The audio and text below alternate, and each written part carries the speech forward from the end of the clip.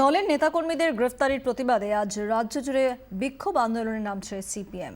মিলন মেলার বাইরে থেকে গ্রেফতার হওয়া সিপিএম নেতাকর্মীরা রাতভর লালবাজারের সেন্ট্রাল লকআপেই ছিলেন। সিপিএম এর দাবি, রাতে লকআপে খাবারও পাননি তারা। গতকাল বিকেলে বিশ্ববঙ্গ সম্মেলনের বাইরে হঠাৎই বিক্ষোভে নামেন বাম নেতাকর্মীরা। সেখান থেকে সুজন চক্রবর্তী, কান্তি গাঙ্গুলি, মানব মুখার্জি সহ 135 জনকে গ্রেফতার করা হয়। কেউই জামিন নিতে রাজি হননি। আজ তাদের আদালতে তোলা হবে।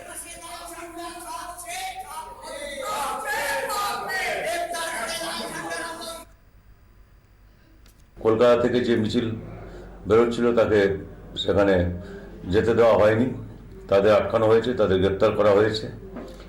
আর পরমা আইল্যান্ডের কাছে যে প্রতিবাদের কর্মসূচি ছিল সেখান থেকে আমাদের নেতৃবৃন্দ সহ অনেককে গ্রেপ্তার করা হয়েছে এবং তাদের লালবাজারের সেন্ট্রাল লকআপে এখন রাখা হয়েছে। আমরা ঠিক জানি না যে কাদের কাদের গ্রেপ্তার করা হয়েছে, কতজন গ্রেপ্তার করা হয়েছে, পুলিশ এখনও তার তালিকা দিতে পারেনি। এছাড়াও অন্ততপক্ষে 6 জন আমরা জানি এখনো পর্যন্ত তাদের খোঁজ পাচ্ছি না যে তারা কোথায় আছে। যে দলমত নির্বিশেষে যারা এর প্রতিবাদে, এই যা ঘটনা ঘটেছে তার বিরুদ্ধে প্রতিবাদে সামিল হতে চান, তারা এগিয়ে আসুন।